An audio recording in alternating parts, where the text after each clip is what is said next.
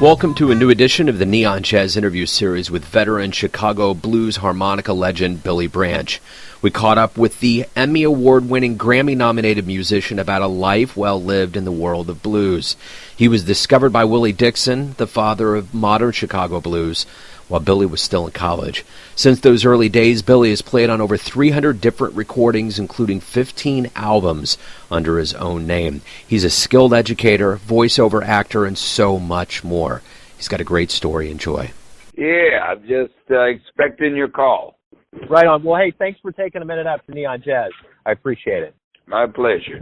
Before we get into projects and what's been going on lately, how have you been doing during the pandemic? How has this year of a total surreal world been for you? Well, you pretty much much summed it up when you said surreal, but I've been faring fairly well. I've been pretty active for a while I was doing a lot of virtual performances, quite a few interviews, as a matter of fact. I managed to stay busy. I've got some other projects that I'm working on. I do voiceovers from time to time, and then I've been doing a little bit of recording with a few folks. It's far from ideal, but at least I've been able to stay somewhat active, Your latest album, Root Branches. Talk to me a little bit about how things have been going as far as material that's been out during the pandemic. I mean, we obviously can't perform live. Have you seen, the fact that you have albums out there and working on new projects is like avenues to having kind of live shows, so to speak, getting in front of the people? Matter of fact, we are tomorrow, and we're having the virtual performance of Alligator Records' 50th anniversary, because you can watch it on YouTube, and it includes our band, Sons of Blues, and Shamika Copeland, Little Ed, and Toronto Cannon, who are well known, of course, in the blues arena.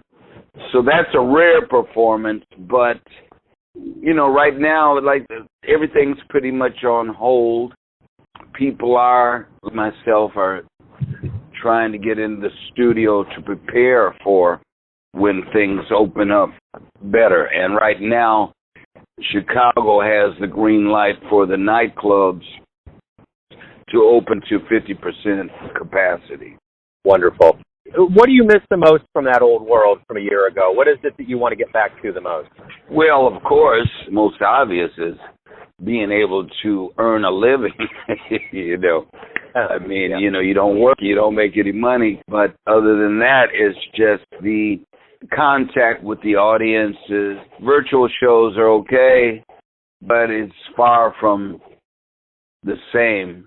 It's a symbiotic relationship. The performers provide the entertainment, but we also get the feedback and the applause and the emotion from the audience, And so when you're doing that without an audience, it's far from being the same. So, and just the, the social aspect of being able to converse and hang together, you know what I'm saying? Because we recorded the Alligator anniversary show. It was even the few of us there, the artists, it was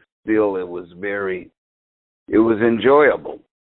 It was like, made you feel like almost like old times.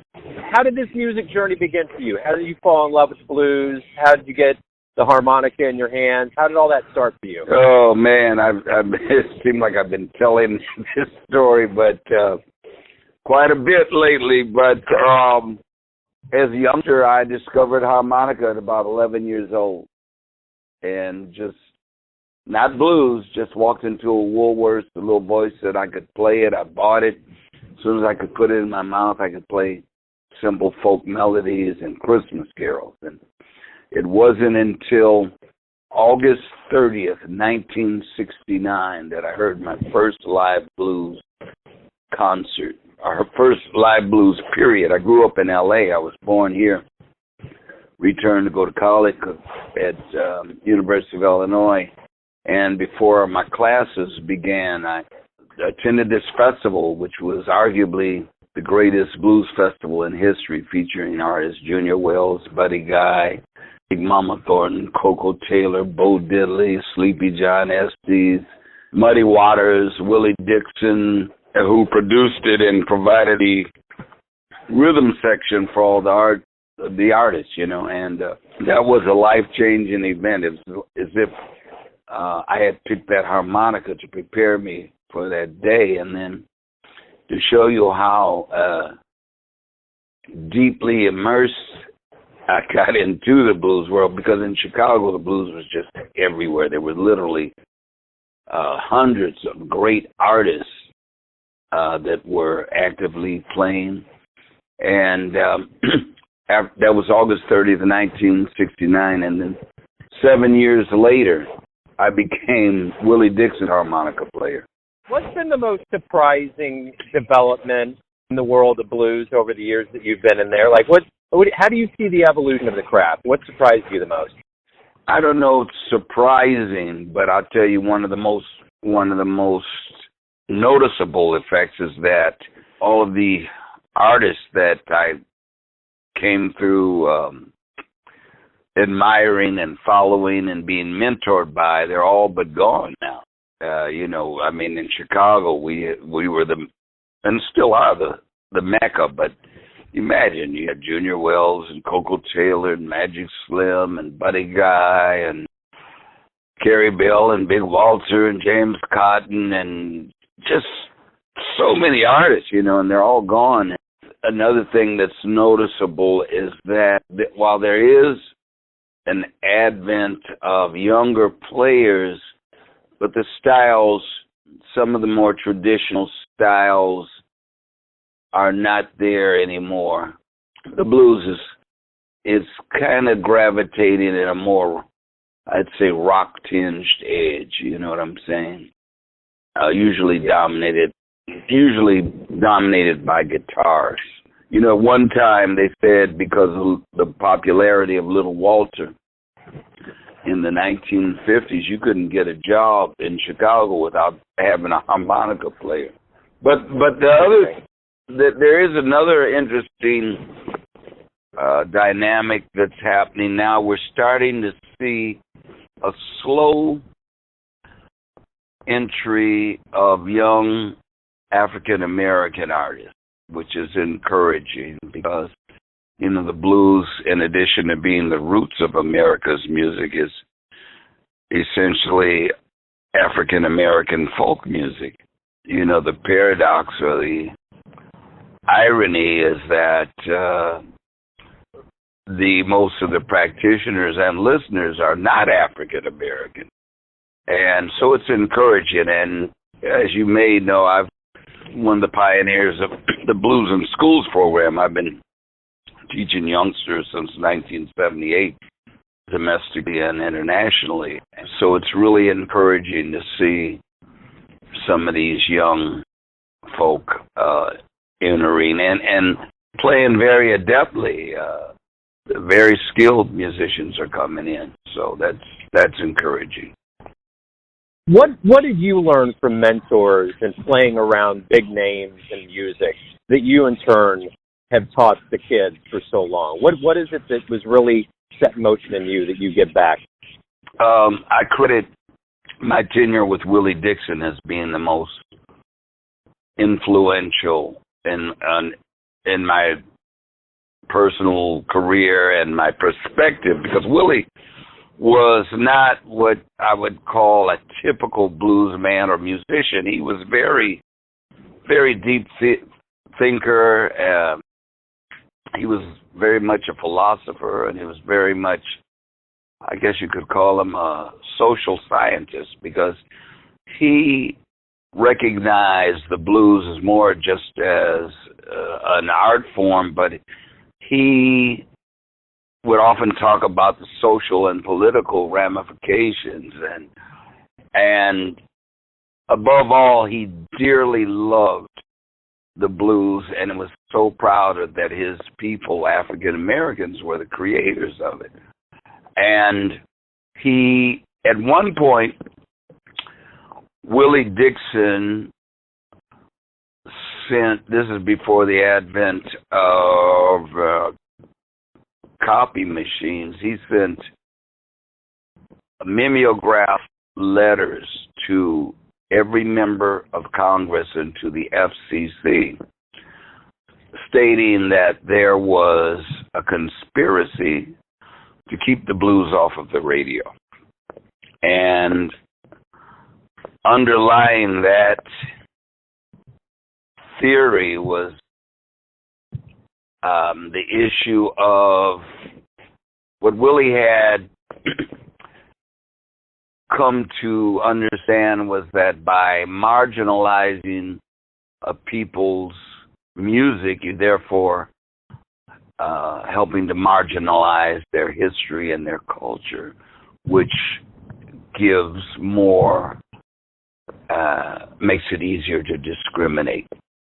So he made that, he made a connection, which I thought was pretty awesome, And so what I got from Willie was a deep understanding and appreciation of how important the blues is to African American as well as American and global musical culture. What do you like the best about waking up, being an artist every day? What do you look forward to creating and doing? I enjoy when I'm able to write a good or a great song. That's very fulfilling. And of course, I have a top-notch band right now, pretty much hailed as one of the best, if not the best blues band in Chicago. And when we're performing and we really got the pot on, as we say, or we're really in the groove, it's just a great, wonderful feeling. You're a musician, aren't you? I actually play the drums a bit, but I'm more of a music lover. I okay. Like to, stay behind the mic. Yeah. Right. Well, but you can totally relate to what I'm talking about. Yes, sir. It's just when everything's gelling and you got that groove, there's nothing like it. As they say, the zone. You're not there. You're not here anymore. You're in the zone. Yeah. And yeah. What was one of the first live shows that you saw that really blew your mind, that made you think that's something that you wanted to do with your life? Well, that was the festival that I referred to, and it was called Bringing the Blues Back Home. That was August 30th, 1969. That was that moment. You probably remember the Chicago riots of the Chicago Democratic Convention in 1968, right? Yeah. And that was a big fiasco and a big blemish on the Chicago political landscape. And so I think this festival was an effort to kind of soften that, or kind of try to erase that tarnished mark. It was because this was sponsored by the city and with Willie Dixon. You've had a lot of awards. You've had a lot of accolades over your life. What one surprised you the most? Not one that was your favorite, but what award have you received that you just didn't expect? I'll tell you, I wouldn't classify it as an award, but I would say one of the greatest honors I've experienced. I don't know if you're familiar with an album that I played on called Harp Attack. Yeah. Are you familiar with that? Yes. Okay, which included Junior Wells, James Cotton, Carrie Bill, and myself. Bruce Egalar, owner and producer of Alligator Records, he had, had the concept of getting the harmonica players together and, showcase and play on each other's songs. And he'd assembled the three of them, and he told them that he needed a fourth harmonica player. And he's told me on multiple occasions that they unanimously, without hesitation, said, get Billy. And for me, that was one of the greatest honors, because these were the guys that literally used to blow me off the stage. I've got a song on that album called The New Kid on the Block, and it's an autobiographical song. I'm telling the story when they used to cut my head, you know. It wasn't like, yeah, come on in here, young fella, we'll show you. No, it was like, we're going to blow your ass off the stage. and so that was, I consider that one of the biggest honors that I've experienced, that I've received. You know, this time being away from live music and just being in the middle of this pandemic has been a very self-reflective time. What have you learned about yourself? What have you figured out that maybe you didn't realize about who you are and what you want to do as we carry on? Interesting question. Well, I have been trying to fulfill a childhood dream of mine, and I've been teaching myself to play piano and read music. And it's a slow, arduous process, but I've been committed. I practice every day. So I think I found out that even though I don't have access to the live audiences and the club audiences and that kind of experience, that the drive to create and learn music is still in me. You know, it's still there, and it's still very prevalent. So let's say you have a dream tonight and you run into your younger self around the time that you were starting to become a professional and playing a lot of gigs, and you could give your younger self one piece of advice. What would it be? I'd probably say stay focused. That's probably what I'd say. Stay focused. Right on. Yeah. So when we do come back to live music and you're back on the stage and we're back in the audience, what do you hope we all realize about music since we've been away from it for so long? Well, I would hope that we would even our audiences are very supportive and appreciative, but I would hope that we'd even appreciate each other more, a mutual appreciation, because as I mentioned, you know, the fans miss us and we miss our fans, and we're essential to each other to have a successful musical experience.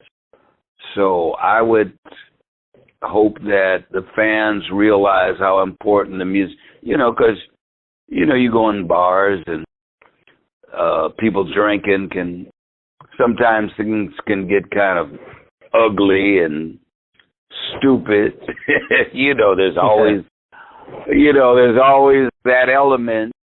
Yeah, that's what I would hope, that we realize how important, because, you know, music is the chicken soup for the soul. You know, it is. We realize how much it's needed now that we don't have that much access to it. You know, so. Mm-hmm. Yeah. So everyone has a perception of you, your family, your friends, your fans, your students, but you're the one living your life. Who do you think you are? I mean, I'm Billy Branch. I mean, I don't know how else to answer that. Let me ask you this. Let me take it another step. As you look back on your life and long career in the blues and music, how do you want the world of music to remember you? I want them to remember me by my body of work, which I've played, recorded on more than 300 recordings, and to remember me as a person that believed that the blues was the most powerful music on the planet, and part of my mission was to spread the word. Beautiful. Billy, thank you for taking some time out for Neon Jazz today. Good luck with everything, man. I appreciate it. Well, thank you so much. Thanks for listening and tuning in to another Neon Jazz interview, where we give you a bit of insight into the finest players and musicians in Chicago, Kansas City, and spots all over the world, giving fans all that jazz and blues. And thanks to Billy for his time, cool, and story. If you want to hear more interviews, go to Famous Interviews with Joe Domino in the iTunes Store. Visit neonjazz at youtube.com, and for everything Neon Jazz all the time, go to the neonjazz.blogspot.com. Until next time, enjoy the jazz, my friends. Everybody knows I'm here.